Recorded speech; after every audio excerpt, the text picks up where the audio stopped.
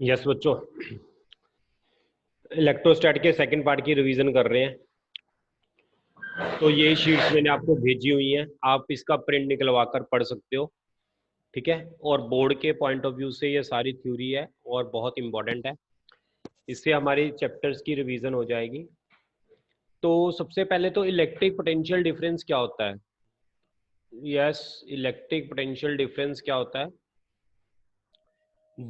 अगर हम एक चार्ज को किसी एक पॉइंट से लेकर दूसरे पॉइंट तक लेकर जाते हैं बच्चों, तो इस चार्ज को ए से लेकर बी तक लेकर जाने के लिए कितना वर्क करना पड़ेगा, उस वर्क पर यूनिट चार्ज को मूव करवाने के लिए कितना काम करना पड़ा, that is called potential difference.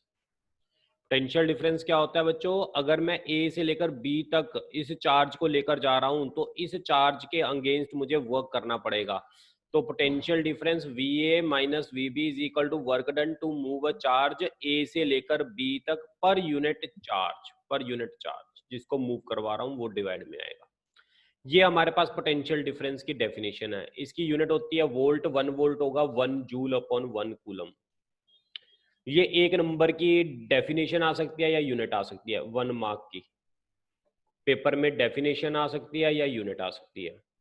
अब इलेक्ट्रिक पोटेंशियल क्या है ये मैंने बता दिया आपको। इलेक्ट्रिक पोटेंशियल किसी डाइपोल की वजह से एक्सियल लाइन पर पता करना है बच्चों। जैसे कि मैंने आपको potential due to point charge पता करना है, electric potential due to a point charge, किसी भी पॉइंट चार्ज की वजह से पोटेंशियल कैलकुलेट करना है बच्चों। मेरे पास ये पॉइंट चार्ज है प्लस क्यू, और एक मेरे पास क्यू नोट है जिसको मैं कहां से लेकर आ रहा हूं, इन्फिनिटी से लेकर आ रहा हूं।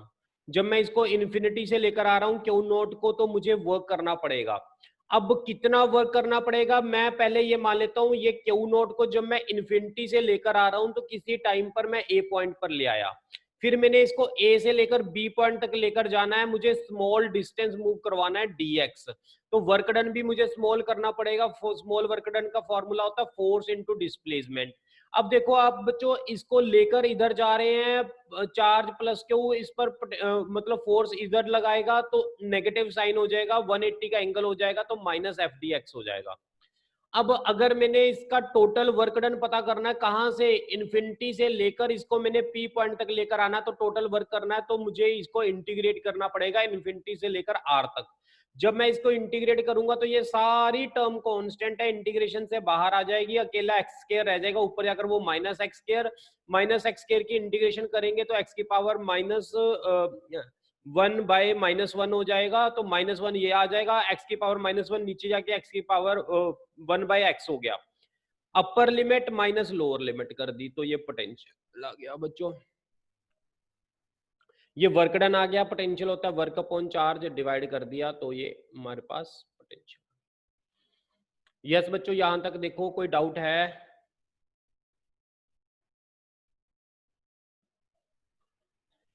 अब पोटेंशियल और इलेक्ट्रिक फील्ड का ग्राफ तुम्हें पता है। पोटेंशियल क्या होता है, अभी निकाला KQ/R। इलेक्ट्रिक फील्ड की वैल्यू क्या होती है पॉइंट चार्ज की वजह से, KQ/R²।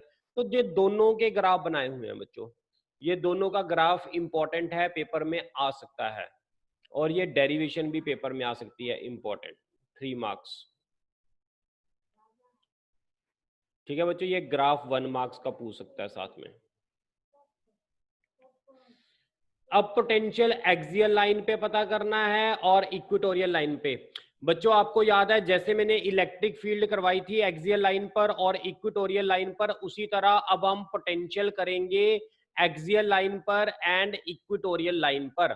अगर मैं पोटेंशियल एक्सियल लाइन की बात करूं तो मेरे पास दो चार्ज हैं बच्चों, -Q प्लस Q। इसका जो टोटल लेंथ है, इस डाइपोल की टोटल लेंथ जो बच्चों है वो मेरे पास क्या है, 2a। सेंटर तक डिस्टेंस कितना हो जाएगा, ये भी a हो जाएगा, ये भी a हो जाएगा। अब एक्सियल लाइन क्या होती है, यहां पर इस पॉइंट पर मुझे पोटेंशियल बताना है, प्लस क्यू की वजह से भी यहां पोटेंशियल होगा, माइनस क्यू की वजह से भी होगा। अब बच्चों मुझे बता दोगे माइनस क्यू की वजह से यहां पर पोटेंशियल कितना होगा, ये डिस्टेंस कितना हो जाएगा, a प्लस r। तो माइनस क्यू की वजह से यहां पर पोटेंशियल कितना होगा, यस बच्चों, माइनस क्यू की वजह से के क्यू बाय आर कितना है, यहां से लेकर पी तक का डिस्टेंस कितना है बच्चों, ए प्लस आर। माइनस क्यू है तो माइनस क्यू लगाना है। प्लस क्यू की वजह से पोटेंशियल कितना होगा, प्लस क्यू की वजह से यहां पर, यस बच्चों, प्लस क्यू की वजह से यहां पर पोटेंशियल कितना होगा, प्लस, हाँ ये वाला डिस्टेंस बच्चों कितना हो जाएगा, आर, ये टोटल आर में से ए माइनस कर देंगे तो ये आर माइनस ए आ जाएगा। अब टोटल पोटेंशियल के लिए दोनों को प्लस कर दो, V minus Q V plus Q, दोनों को प्लस कर दो। टोटल पोटेंशियल के लिए मैंने दोनों को प्लस कर दिया। प्लस करने के बाद ये चीज कॉमन थी, कॉमन रख ली मैंने, तो ये ब्रैकेट में है। इसका एलसीएम ले लो, एलसीएम लेने के बाद ये चीज बन जाएगी बच्चों। 2a क्यू क्या होता है आपको पता है, P is equal to 2a Q होता है डाइपोल मोमेंट। अगर शॉर्ट डाइपोल होगा बच्चों, ए आर से बहुत छोटा होगा और ए को आर के कंपैरेटिवली 0 कर देंगे तो ये पोटेंशियल ऑन एक्सियल लाइन आ गया। ये क्वेश्चन पेपर में आ सकता है, ये वेरी इंपॉर्टेंट क्वेश्चन है, 3 marks, very very very important question. इसके बाद बच्चों हमारे पास है electric potential at equatorial point. अब इक्वेटोरियल पॉइंट पर पोटेंशियल, इक्वेटोरियल पॉइंट कौन सा होता है तुम्हें पता है, माइनस क्यू प्लस क्यू, ये परपेंडिकुलर बाइसेक्टर जो पॉइंट होता है इसको बोलते हैं इक्वेटोरियल। इस पॉइंट पर पोटेंशियल बताना है। नेगेटिव चार्ज की वजह से भी पोटेंशियल होगा, पॉजिटिव की वजह से भी होगा। ये डिस्टेंस आप निकाल लोगे बच्चों, ये ए है ये आर है, तो ये ए स्क्वायर प्लस आर स्क्वायर का होल रूट, ये भी सेम हो गया। तो नेगेटिव की वजह से यहाँ पी पॉइंट पर पोटेंशियल क्या होगा बच्चों, कोई बोलेगा के क्यू, डिस्टेंस कितना है बच्चों, ए स्क्वायर प्लस आर स्क्वायर का होल रूट, माइनस क्यू के प्लस क्यू की वजह से पोटेंशियल बताएगा कोई, कितना होगा के क्यू, ये वाला डिस्टेंस कितना है बच्चों, root r square plus a square, दोनों को प्लस कर दो तो ये कट जाएगा, टोटल पोटेंशियल आ जाएगा 0। कोई डाउट है तो आप पूछ सकते हो।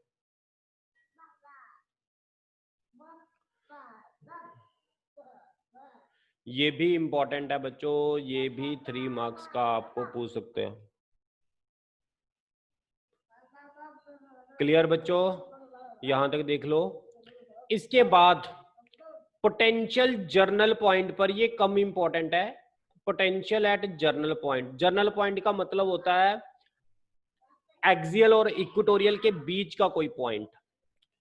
अब बच्चों मेरे पास यहाँ चार्ज है माइनस क्यू प्लस क्यू, इस पॉइंट पर मैंने पोटेंशियल बताना है। इसके मैंने 2 पॉइंट है, एक R1 है, ये R2 है, ये सेंटर से लेकर जो डिस्टेंस है वो R मान रखा है हमने, ये एंगल हमने थीटा माना है, इस तरफ डाइपोल मोमेंट P है। यस बच्चों यहां तक क्लियर है। इस जर्नल पॉइंट पर पोटेंशियल मुझे पता करना है, कैसे पता करेंगे, एनी स्टूडेंट कैसे पता करेंगे? पहले माइनस क्यू की वजह से पोटेंशियल लिख लेंगे यहां पर, फिर प्लस क्यू की वजह से पोटेंशियल लिखेंगे। माइनस क्यू की वजह से पोटेंशियल बताएगा कोई, कितना होगा के क्यू बाय, ये टोटल डिस्टेंस कितना बच्चे R1 माइनस का साइन, प्लस क्यू की वजह से पोटेंशियल कितना होगा, प्लस क्यू की वजह से यहां पर प्लस के क्यू बाय R2। देख लो यहां तक बच्चों क्लियर है। टोटल पोटेंशियल का पता करना है तो दोनों को क्या कर देंगे, प्लस कर देंगे। जब मैंने दोनों को प्लस किया तो ये चीज आ गई बच्चों, यहां तक देखना, यहां तक क्लियर है आपको? Yes sir. अब बच्चों आप ध्यान से देखो, ये मेरी R1 है, ये मेरी R2 है। मैं इसको अलग पेन से ड्रॉ कर रहा हूं। अब देखना जो चीज मैं आपको यहां पर बता रहा हूं, यहां से मैंने एक परपेंडिकुलर ड्रॉ कर दिया इतना। अब ये दोनों चीजें बराबर हैं, ये और ये अप्रोक्सीमेटली दोनों बराबर हैं, ये दोनों बोलो, ये तीनों बराबर हैं, इवन ये तीनों बराबर हैं, ये R है, ये R2 है, ये R1 है। R1 approximately R2 approximately equal to R, ये तीनों आपस में बराबर होंगे अप्रोक्सीमेटली। ठीक है बच्चों? Yes sir. ओके अब देखो इसके बाद अगर मैं बात करूं, ये मैंने आपको ना बुक कॉपी के अंदर करवाया हुआ है, अलग मेथड से करवाया हुआ है, यहाँ पर अलग मेथड से है। अब बच्चों आप ये देखो ध्यान से कि ये वाली साइड, ये अगर आपने यहाँ पर ऐसे परपेंडिकुलर ड्रॉ कर दिया, ये टोटल था R1, ये था R2, तो ये वाला डिस्टेंस क्या हो जाएगा बच्चों, R1 में से R2 माइनस कर देंगे, इतना माइनस कर देंगे, ये R2 है, तो ये क्या बच जाएगा, R1 माइनस R2। समझ आया कि नहीं? ये देखो अगर मैंने परपेंडिकुलर बाइसेक्टर ड्रॉ कर लिया, ये दोनों आपस में बराबर हो गए ना, तो मैं आपको क्या कह रहा हूं यहाँ पर, ये साइड कितनी हो जाएगी, ये टोटल तो R1 थी, R1 में से क्या माइनस कर देंगे बच्चों, R2 माइनस कर देंगे, इतनी साइड माइनस कर देंगे, इतनी साइड, तो ये बच जाएगी R1 माइनस R2। अब ये 2a है, ये 2a का कौन सा कंपोनेंट है बच्चों, cos थीटा, ये है 2a का cos थीटा, तो R1 माइनस R2 किसके इक्वल है बच्चों, 2a cos theta. R1 minus R2 की जगह पुट कर दिया 2a cos थीटा। यहां तक देखना बच्चों, क्लियर इतना? Yes sir. अच्छा बच्चों, R1 और R2 दोनों की प्रोडक्ट की बात करूं, R1 भी किसके बराबर है, R के, R2 भी किसके बराबर है बच्चों, R के, तो क्या बन गया ये R स्क्वायर, तो R1 R2 की जगह मैंने लिख दिया R स्क्वायर। देखना यहां तक क्लियर इतना? Yes sir. तो ये बन गया R स्क्वायर मेरा। अब ये 2AQ क्या होता है बच्चों, ये होता है P, तो ये बन गया डाइपोल का फॉर्मूला। जर्नल पॉइंट पर थोड़ा सा टफ था, जर्नल पॉइंट का। Relation between electric field and potential, किसी को याद है क्या था पोटेंशियल और इलेक्ट्रिक फील्ड का रिलेशन, कोई बच्चा बता सकता है? E is equals to LV. E is equal to LV. E is equal to dV by dr, E is equal to dV by dr, ये होता था रिलेशन पोटेंशियल का इलेक्ट्रिक फील्ड के साथ, ये पोटेंशियल का इलेक्ट्रिक फील्ड के साथ रिलेशन। अगर ये रिलेशन डिराइव करना तो मैं देखो क्या करूंगा, अगर मैं चार्ज को लेकर आ रहा हूं किसी ए पॉइंट से बी पॉइंट तक लेकर जा रहा हूं, तो इस प्लस क्यू चार्ज की वजह से पोटेंशियल ए पॉइंट पर भी होगा, पोटेंशियल बी पॉइंट पर भी होगा। अब बच्चों मुझे ये बताओ, अगर ए पॉइंट पर पोटेंशियल मैंने वी माना, तो बी पॉइंट पर पोटेंशियल वी से कुछ ज्यादा ही होगा। क्लियर है कि नहीं? ये जितना मैं इस चार्ज के पास जाता जाऊंगा उतना इसकी वजह से पोटेंशियल बढ़ता जाएगा। अगर मैं ए पॉइंट पर पोटेंशियल वी मानता हूं, तो बी पॉइंट पर पोटेंशियल क्या हो जाएगा, वी प्लस डीवी। कोई डाउट है बच्चों? कितना चल रहा हूं ए से बी तक, कितना चल रहा हूं, डी आर चल रहा हूं, तो वर्क डन ए से बी तक कितना होगा, एफ डी आर। एफ क्या होती है, Q E into D R. Yes, Q work done is equal to charge into potential difference होता है, ये हमने अभी किया था स्टार्टिंग में। तो बच्चों charge as it is, potential difference as it is, ये चीज भी आपको पता है, और वर्क डन ये भी निकाल लिया, दोनों को इक्वल रख दिया, इन दोनों को इक्वल रख दो। Q naught V B minus V A is equal to Q naught E D R, साथ में नेगेटिव साइन। क्यू नोट से क्यू नोट कट गया, इसको मान लिया वी ई डी आर, तो ई कितना आ गया, इसको डीवी बोल देंगे, ई कितना आ गया, D V by D R. This is your relation, इसको बोलते हैं इलेक्ट्रिक फील्ड एंड पोटेंशियल में रिलेशन। इक्विपोटेंशियल सरफेस याद है बच्चों क्या होते थे? इक्विपोटेंशियल सरफेस कोई बताएगा यहाँ पर क्या होते थे equipotential surface? Any student, any student, equipotential surface क्या होते थे? एक ऐसा सरफेस जहां पर पोटेंशियल क्या हो, सेम हो। जैसे ये सरफेस है, इसके हर पॉइंट पर पोटेंशियल क्या होगा बच्चे, सेम होगा। अगर मैंने चार्ज यहां पर क्यू रखा तो हर पॉइंट पर पोटेंशियल सेम होगा। क्यों? क्योंकि पोटेंशियल का फॉर्मूला होता है के क्यू बाई आर, हर एक पॉइंट के लिए आर फिक्स है। आर फिक्स होने से पोटेंशियल क्या हो जाएगा, हर पॉइंट पर, A point, B point, C point, D point, E point, F point, हर एक पॉइंट पर पोटेंशियल क्या होगा बच्चों, सेम होगा। अगर मेरे पास ये इक्विपोटेंशियल सरफेस है, इससे जो फील्ड लाइन निकलेंगी ऐसे, वो हमेशा इस सरफेस के साथ कितना एंगल बनाएंगी बच्चों? 90 डिग्री का एंगल बनाएंगी। वो हमेशा इस सरफेस के साथ 90 डिग्री का एंगल बनाएंगी। बच्चों क्लियर यहां तक? दो इक्विपोटेंशियल सरफेस कभी भी एक दूसरे से नहीं टकराएंगे। ये पॉइंट चार्ज की वजह से इक्विपोटेंशियल सरफेस आपको बनवाए हुए हैं। पॉइंट चार्ज की वजह से ऐसे बनते हैं बच्चों स्फेरिकल फॉर्म में स्फीयर्स, ये बनाए हुए हैं। अगर एक पॉइंट चार्ज एक नेगेटिव हो जाए तो स्फीयर तो बना देंगे, पॉजिटिव से फील्ड लाइन निकलेंगी नेगेटिव की तरफ जाएंगी, पॉजिटिव से निकलेंगी नेगेटिव की तरफ जाएंगी। ऐसे कोई डाउट बच्चों यहां तक? अगर अगर दोनों बच्चों पॉजिटिव चार्ज हो जाएं तो स्फीयर तो ये इक्विपोटेंशियल सरफेस बना दिए, लेकिन फील्ड लाइन एक दूसरे को क्या करेंगी? रिपेल करेंगी। अगर बच्चों ये बहुत इंपॉर्टेंट है ये वाला, equipotential surface due to infinite field lines, अगर field line parallel field lines आ रही हैं तो इसके इक्विपोटेंशियल सरफेस कैसे बनेंगे बताएगा कोई? ये प्लेन्स बनते हैं ऐसे। अगर फील्ड लाइन इन्फिनिटी से आ रही हैं तो प्लेन्स इसके जो हैं वो क्या बनेंगे? इक्विपोटेंशियल सरफेस बनेंगे। अब बच्चों अगला टॉपिक है इलेक्ट्रिक पोटेंशियल एनर्जी क्या होती है। इलेक्ट्रिक पोटेंशियल एनर्जी क्या होगी वो समझो। इलेक्ट्रिक पोटेंशियल एनर्जी में क्या होगा? अगर आप किसी चार्ज क्यू को लेकर आ रहे हो, देखो बच्चों किसी चार्ज Q2 को लेकर आ रहे हो इन्फिनिटी से, तो इस पॉइंट पर किसकी वजह से पोटेंशियल होगा? Q1 की वजह से। कितना पोटेंशियल होगा बच्चों Q1 की वजह से? हाँ जी, K Q अपॉन कितना डिस्टेंस है? R12 है तो R12 लिख लिया। अब बच्चों वर्क डन क्या होता है? चार्ज इनटू पोटेंशियल, आपको सभी को पता है वर्क डन होता है चार्ज इनटू पोटेंशियल। अब चार्ज कौन सा लेकर आ रहे हैं? Q2। पोटेंशियल यहां पर किसकी वजह से है? Q1 की वजह से, यानी V1। दोनों की वैल्यूज पुट कर ली तो ये आ गया वर्क डन। अब मुझे अगला बताओ, अगला करके देखते हैं हम बच्चों, ये वाला करके देखते हैं। देखना मैं Q3 लेकर आ रहा हूं, मैं रफ में यहां पर करता हूं साइड पे। यहां पर बच्चों Q1 है, ये Q2 है। अब मैं कौन सा चार्ज लेकर आ रहा हूं? Q3।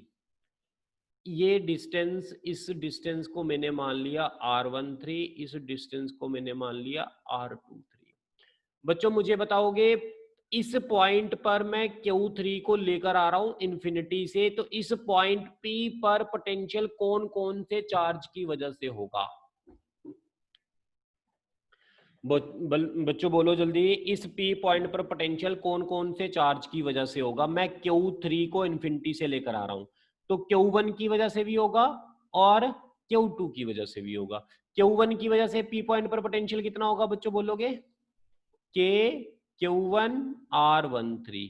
और Q2 की वजह से यहाँ पर पोटेंशियल कितना होगा? K Q2 R23। ये तो पोटेंशियल आ गया बच्चे यहाँ पर इस पॉइंट पर। अब वर्क निकालना है। वर्क क्या होता है? चार्ज। चार्ज कौन सा लेकर आ रहे हैं? Q3। पोटेंशियल इस पॉइंट पर कौन सा है? V। ये V की वैल्यू यहां पर पुट कर दो तो वर्क डन आ जाएगा बच्चों, इसको बोल देंगे वर्क W3। इसी तरह एक और करके दिखाता हूं, फिर आपको अच्छी तरह क्लियर हो जाएगा 100%। मुझे ये बताओ, ये Q1 है, ये Q2 है, ये Q3 है, तीन चार्ज ले आए, आप फोर्थ लेकर आ रहे हो यहाँ पर Q4। ये पॉइंट P है तो इसकी वजह से यहाँ पर भी पोटेंशियल होगा, Q3 की वजह से भी होगा और Q2 की वजह से भी होगा। इसको मैं R12 मान लेता हूँ, 13 इसको R11 मान लेता हूँ, इसको 12 मान लेता हूँ, 13 मान लेता हूँ। तो इस पॉइंट पर वर्क बताएगा कोई कितना होगा? पोटेंशियल इनटू चार्ज कितना लेकर आ रहे हैं? Q4। ये पोटेंशियल किस किस की वजह से होगा? Q1 Q2 Q3, तीनों चार्ज की वजह से होगा बच्चों। ये आप कर सकते हो, ये डेरिवेशन है, इंपॉर्टेंट है, ये इंपॉर्टेंट डेरिवेशन है, इसको आप नोट कर सकते हो। ये 5 मार्क्स तक पेपर में आ सकती है, इंपॉर्टेंट डेरिवेशन है।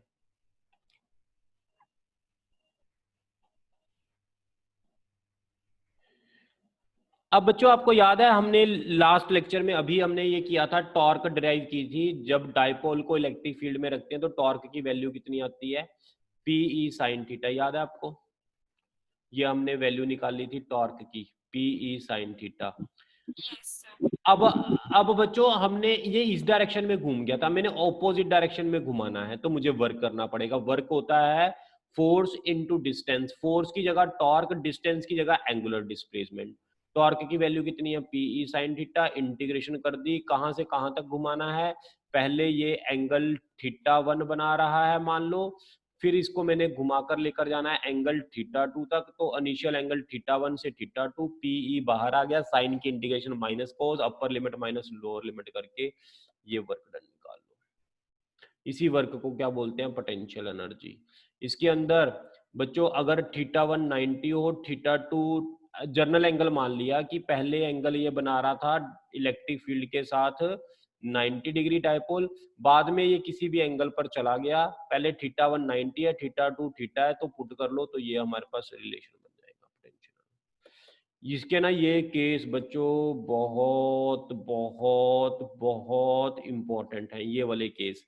ये पेपर में ना 1 नंबर में भी पूछ सकते हैं, 2 नंबर में भी पूछ सकते हैं, 3 नंबर में भी पूछ सकते हैं, और 5 मार्क होगा तो पूरा कंप्लीट आर्टिकल भी आ जाएगा साथ में। तो ये इंपॉर्टेंट है काफी। इसमें मैं आपको बता देता हूं क्या है। अगर थीटा 0 हो तो पोटेंशियल एनर्जी क्या हो जाएगी बच्चों, को 0 1 होती है तो पोटेंशियल एनर्जी माइनस पी हो जाएगी। Minus P negative potential energy का मतलब होता है स्टेबल इक्विलिब्रियम, ये बात याद रखना।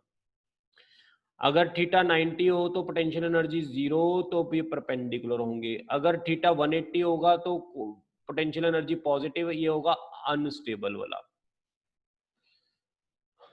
अब बच्चों इलेक्ट्रिक फील्ड किसी भी इमेजिनरी सरफेस की वजह से कितनी होती है, ये मैंने यहाँ पर इमेजिनरी कंडक्टर मान लिया, इसकी वजह से इस कंडक्टर के ऊपर चार्ज है बच्चों, इसकी वजह से मैंने इलेक्ट्रिक फील्ड निकालनी है। मैं इलेक्ट्रिक फील्ड निकालने के लिए देखो क्या करता हूँ, मैंने एक इमेजिनरी यहाँ पर सिलेंडर मान लिया ऐसे बच्चों, इमेजिनरी।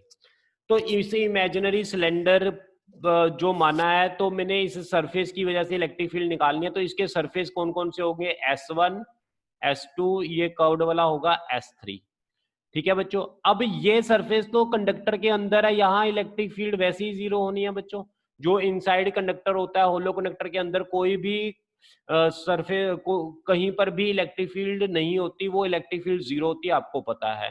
अंदर वाला तो खत्म हो गया, अंदर वाला सोल्व करने की जरूरत नहीं। कौन सा रह गया, एक ये रह गया, एक ये रह गया।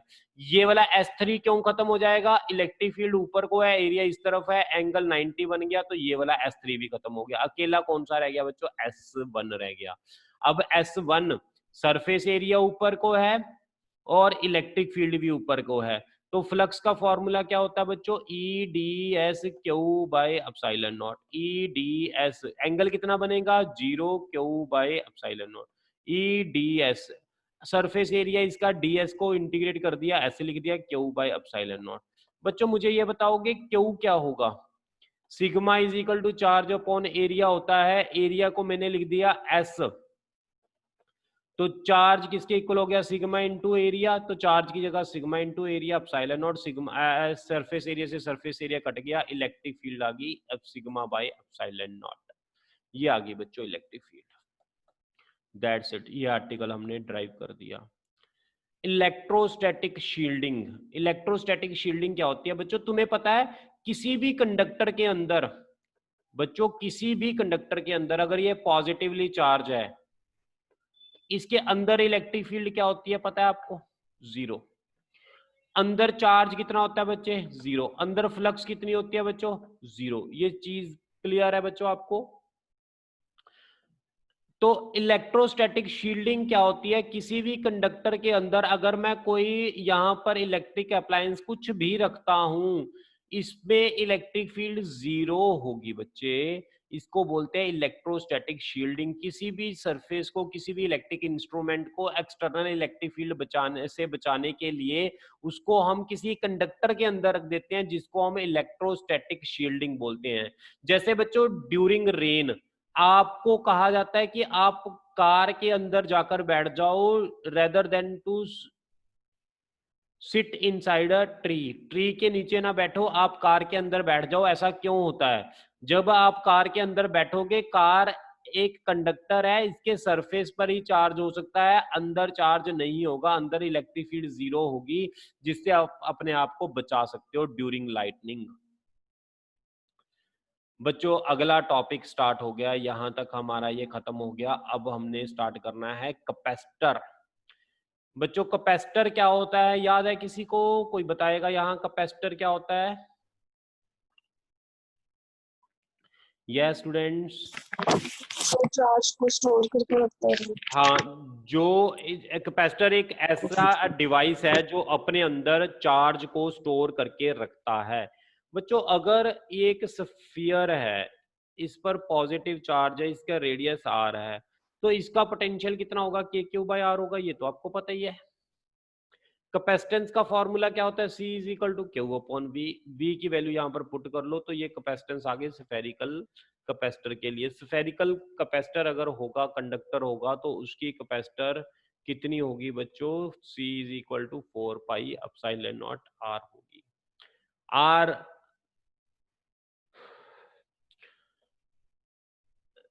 यस बच्चों, यहाँ तक देखो क्लियर है। अर्थ की कैपेसिटेंस निकाली हुई है, अर्थ की निकालनी है तो अर्थ का रेडियस पुट कर दो, एप्सिलॉन नॉट की वैल्यू पुट कर दो, अर्थ की कैपेसिटेंस आ जाएगी। What is a capacitor? Explain its principle. Capacitor बता दिया, जो चार्ज स्टोर करके रखता है। प्रिंसिपल क्या होता है बच्चों कैपेसिटर का? हाँ जी, आपको बताया हुआ है कैपेसिटर का प्रिंसिपल क्या होता है। अगर मेरे पास एक प्लेट है बच्चों, मैंने इसको पॉजिटिव चार्ज दे दिया, तो कुछ देर बाद ये चार्ज क्या करने लग जाएगा? लीक करने लग जाएगा, क्योंकि जितनी इसकी कैपेसिटी थी उतना इसने चार्ज ले लिया। इसके बाद बचा हुआ चार्ज वो एयर में या सराउंडिंग में लीक करने लग जाएगा। इसके लिए हम क्या कर देंगे भी ये लीक ना करे, इसके लिए मैंने एक और प्लेट पास में रख देनी है। जो ये प्लेट रखी है इस पर कोई चार्ज नहीं है, तो इस पॉजिटिव चार्ज की वजह से इसके एक एंड पर नेगेटिव चार्ज आ जाएगा, दूसरे एंड पर क्या आ जाएगा? पॉजिटिव। ये ड्यू टू इंडक्शन होता है, ये आपको पता है बच्चों। अगर मैं इस पॉजिटिव चार्ज को अर्थ कर दूं तो ये यहाँ पर टोटल क्या बच गया बच्चों? Negative charge. इस नेगेटिव चार्ज ने इसके पोटेंशियल को बहुत कम कर देना है। कैपेसिटेंस का formula C is equal to Q upon V है।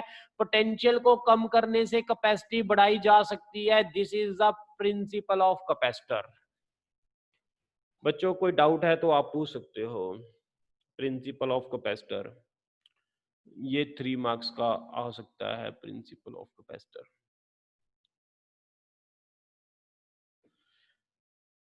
बच्चों इसके बाद पैरेलल प्लेट कैपेसिटर क्या होता है? याद है आपको? 2 प्लेट्स हमने ड्रॉ की थी, इसकी डिस्टेंस हमने d माना था, एरिया a माना था, कैपेसिटेंस निकाल ली थी बच्चों। हाँ जी, कैपेसिटेंस निकाल ली थी। 2 प्लेट के बीच में इलेक्ट्रिक फील्ड बताएगा कोई कितनी होती है? Sigma by epsilon not. 2 plate के बीच में इलेक्ट्रिक फील्ड होती है बच्चों सिग्मा बाय एप्सिलॉन नॉट, ये याद कर लेना। पोटेंशियल का फॉर्मूला E इंटू डी होता है, E की value sigma upon epsilon not into D, तो ये पोटेंशियल आ गया बच्चों इतना। कैपेसिटेंस का फॉर्मूला होता है क्यू बाई बी, वी की वैल्यू पुट कर लो तो ये कैपेसिटेंस आ गई पैरेलल प्लेट कैपेसिटर की। C is equal to epsilon naught A by small d। ये बहुत इंपॉर्टेंट रिजल्ट है, इसको इंपॉर्टेंट लिख लो, ये आ सकता है पेपर में आपका। 3 मार्क्स आर्टिकल आ सकता है।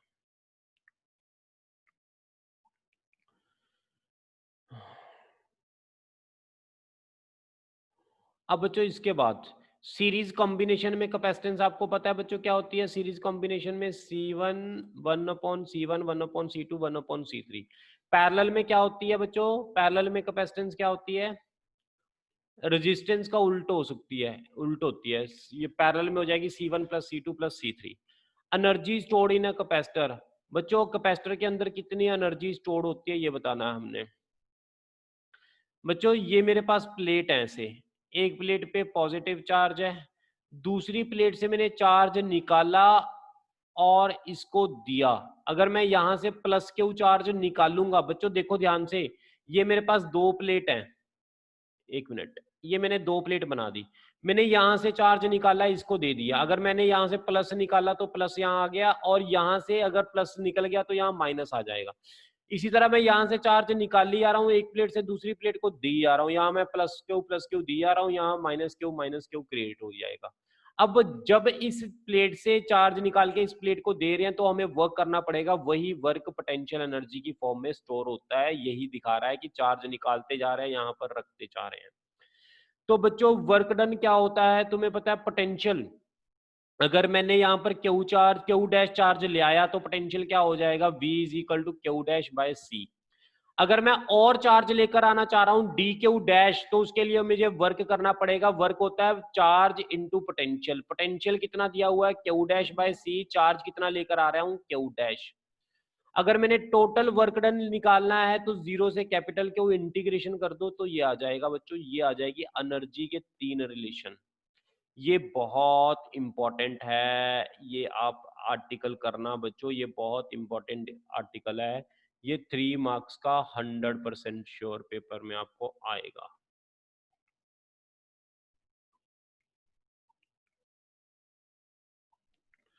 इसके बाद हमारे पास अगला आर्टिकल आता है, derive an expression energy stored per unit volume in a parallel plate capacitor। Energy stored per unit volume निकालनी है बच्चों। एनर्जी तो आपको पता ही लगी कितनी होती है पैरेलल प्लेट कैपेसिटर की। हमने अभी एनर्जी निकाली, कहाँ गई? ये हमने एनर्जी निकाल ली है। ये पैरेलल प्लेट कैपेसिटर की कैपेसिटेंस तो आपको पता है बच्चों सभी को, क्या होती है? C is equal to epsilon naught A by D. Electric field भी पता है, sigma upon epsilon naught. Sigma क्या होता है ये भी पता है, charge upon epsilon naught. Charge होता है सिग्मा इनटू एप्सिलॉन नॉट। बच्चों energy stored in a capacitor, जो energy stored in a capacitor होती है, अभी हमने किया क्यू स्क्वायर बाय 2c। अभी हमने ऊपर आर्टिकल डिराइव किए बच्चों। इसके अंदर क्यू की भी वैल्यू पुट कर दी, सी की वैल्यू भी पुट कर दी, तो ये आ गई एनर्जी। एरिया इनटू डिस्टेंस को एनर्जी के नीचे ले गए, energy upon area into distance. ये एनर्जी पर यूनिट वॉल्यूम आ गई half epsilon not E square. इसको बोलते हैं एनर्जी डेंसिटी। बच्चों अगर दो कैपेसिटर हैं, एक कैपेसिटर की कैपेसिटेंस C1 है, पोटेंशियल V1 है, दूसरे का पोटेंशियल V2 है, कैपेसिटेंस C2 है। अगर हम दोनों को कनेक्ट करते हैं, कनेक्ट करने से पहले इसकी इनिशियल एनर्जी और इसकी इनिशियल एनर्जी कितनी है? Half C1 square half C2 square. अब जब हम इसको कनेक्ट करते हैं बच्चों, एक स्फीयर से चार्ज दूसरी तरफ ट्रांसफर करता है, तो पोटेंशियल कितना होता है? Total charge upon total capacitance. Total charge कितना है? Q1 plus Q2। Total capacitance कितनी है? C1 plus C2। Q1 किसके इक्वल होता है? C1 V1। Q2 किसके इक्वल होता है? C2 V2। यस बच्चों यहां तक क्लियर है? जब हम इसको कनेक्ट कर देंगे, कनेक्ट करने के बाद इस पर चार्ज आ जाएगा Q1 डैश और इस पर चार्ज आ जाएगा Q2 डैश, और दोनों का पोटेंशियल बच्चों सेम हो जाएगा। पहले तो स्फीयर को कनेक्ट नहीं किया था, तो capacitance C1 potential V1 charge Q1, connect करने के बाद चार्ज Q1 डैश और पोटेंशियल V हो जाएगा। कैपेसिटेंस तो C1 ही रहेगी। तो Q1 कितना, Q1 डैश कितना हो जाएगा? C1V। Q2 डैश हो जाएगा C2V। तो जैसे मैंने इनिशियल एनर्जी लिखी है तो फाइनल एनर्जी लिख सकता हूं बच्चों। फाइनल एनर्जी क्या हो गई? हाफ C1V का स्क्वायर हाफ C2V का स्क्वायर। तो दोनों में से V कॉमन आ गया। V की वैल्यू कितनी होती है बच्चों? कॉमन पोटेंशियल की ये लिख दी, तो ये आ गया हमारी एनर्जी। ये एनर्जी लॉस निकालना है तो इनिशियल माइनस फाइनल कर दो, माइनस करके इसको सॉल्व करना, तो ये आ जाएगा आपका एनर्जी लॉस। आपको बच्चों पढ़ने से चीजें आएंगी, मैं एक बार ओवरव्यू दे रहा हूं, अभी आपको समझ नहीं आएगा, लेकिन जब आप पढ़ोगे तो आपको डाउट्स आएंगी। फिर जो डाउट्स आएंगी वो डाउट्स हम क्लियर करेंगे। आज इवनिंग टाइम भी हम क्लास रख लेंगे 7 o'clock। तब तक आप लोगों का काम है ये चैप्टर का एक एक क्वेश्चन अच्छी तरह रीड कर दो। जो डाउट होगी वो मैं आपको करवा दूंगा, अगर डाउट नहीं होगी तो इसके बाद मैं आपको करंट इलेक्ट्रिसिटी अगला चैप्टर आज रिवाइज करवा दूंगा। मैंने 2 दिनों के अंदर आपको सारे चैप्टर रिवाइज करवाने हैं, लेकिन रिवीजन हमेशा फास्ट होती है। रिवीजन में आप लोगों ने पढ़ना है, मैं हल्का सा ओवरव्यू ही आपको दे रहा हूं। इसके बाद डाइलेक्ट्रिक्स क्या होते हैं बच्चों? एक ऐसे सब्सटेंस होते हैं जो हमारे पास इंसुलेटर का काम करते हैं, जैसे glass, wax, water, air, wood, rubber, stone, plastic etcetera are the dielectrics. ये दो तरह के होते हैं, पोलर और नॉन पोलर। आपको पता है बच्चों पोलर डाइलेक्ट्रिक्स क्या होते हैं और नॉन पोलर क्या होते हैं? पोलर के अंदर पॉजिटिव एंड नेगेटिव आपस में कॉन्साइड नहीं होते। नॉन पोलर में क्या होता है, पॉजिटिव और नेगेटिव आपस में जुड़ के रहते हैं। अगर ये जुड़ के रहते हैं तो इसकी डायपोल मूवमेंट जीरो हो जाएगी, इसकी डायपोल मूवमेंट बच्चे नॉन जीरो हो जाएगी। इसको पोलर बोलेंगे और इसको नॉन पोलर बोलेंगे। ये एग्जांपल दी हुई है इनकी, पोलर और नॉन पोलर की।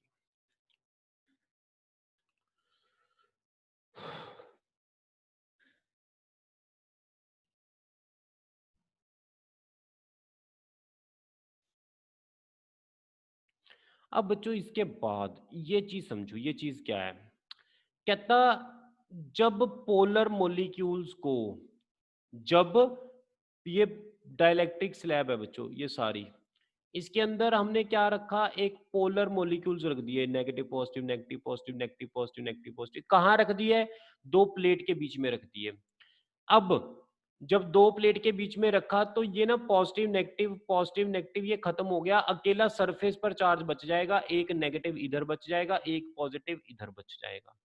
अब तुम्हें पता है पॉजिटिव से नेगेटिव इलेक्ट्रिक फील्ड होती है। यस बच्चों, पॉजिटिव से नेगेटिव अपनी इलेक्ट्रिक फील्ड होगी और अंदर पॉजिटिव से नेगेटिव अंदर इलेक्ट्रिक फील्ड होगी। इसको बोलेंगे इंड्यूस इलेक्ट्रिक फील्ड, जो ये पॉजिटिव और नेगेटिव चार्ज की वजह से आ गई।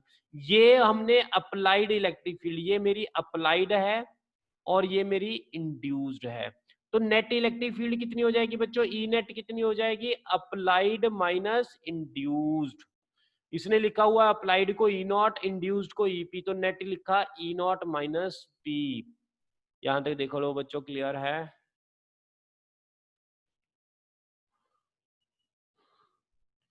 यस बच्चों, यहां तक देख लो, कोई डाउट है आपको पूछना चाहते हो?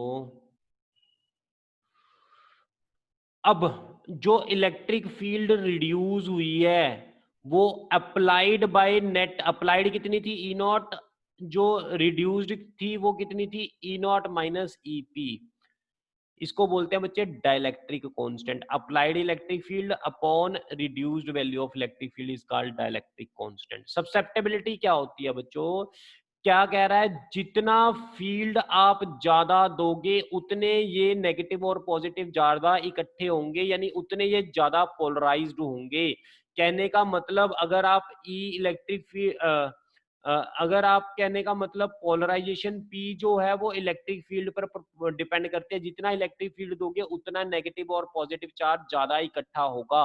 प्रोपोर्शनलिटी का साइन हटाकर काई कांस्टेंट लगा लेते हैं, जिसको सब्सेप्टिबिलिटी बोलते हैं बच्चों। ये रिलेशन देख लो, नेट इलेक्ट्रिक फील्ड का फॉर्मूला ये होता है E naught as it is, ये जो इलेक्ट्रिक फील्ड है इंड्यूस्ड हुई है वो sigma induce charge upon epsilon naught. Sigma क्या होता है बच्चों? P upon epsilon not.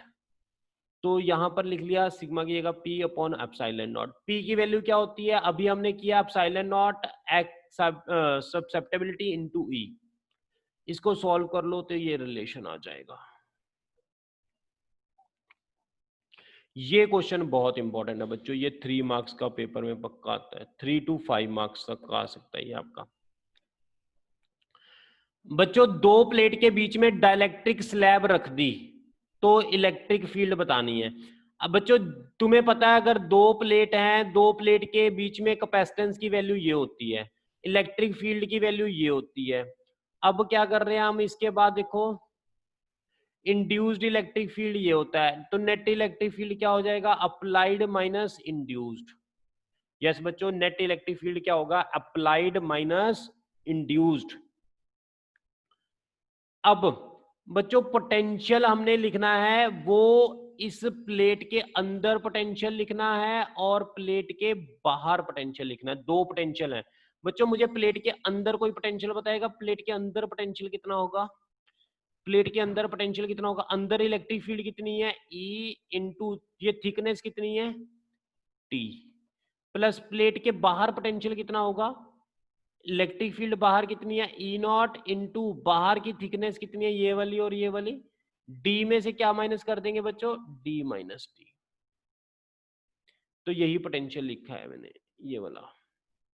ई की वैल्यू क्या होती है, ई नॉट बाई के पुट कर लो, कॉमन निकल गया तो ये आ गया। कैपेसिटेंस होता है charge upon potential, value put कर दो, आंसर आ जाएगा।